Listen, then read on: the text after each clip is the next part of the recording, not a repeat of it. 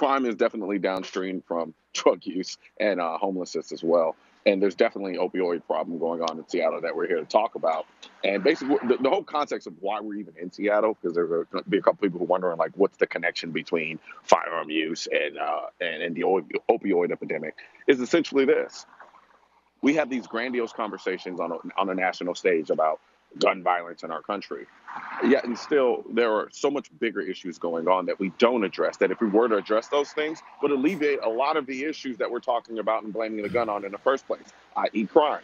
A lot of crime is a resulting factor of the opioid epidemic as well. And so what we're doing here is to talk about and shine a light on the fact that the opioid epidemic is essentially being ignored out here in places like Seattle, and that there are people on the ground who are trying to do something about it on their own, but don't have the help of the same politicians who are standing on their soapboxes screaming about gun control. Yeah. So when you look at Seattle, I mean, obviously this is another liberal city. Everybody knows the Pacific Northwest is a very liberal area of the country. And it seems to me that it's a common theme among liberal cities that they want to ignore the crime going on. You look at Chicago, now Chicagoans are actually being forced to look at this.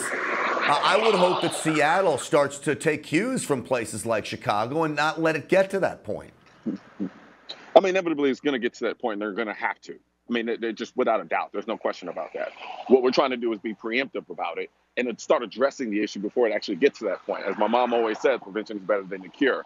But for a lot of politicians out there who are only really concerned about re-election and talking points, they're going to stand up there and they're going to keep reciting the same things over and over again to make people feel good without actually rolling their sleeves up and really jumping into the pit and figuring things out. And so until they decide to do that, me and my crew are going to be out here and do their job for them.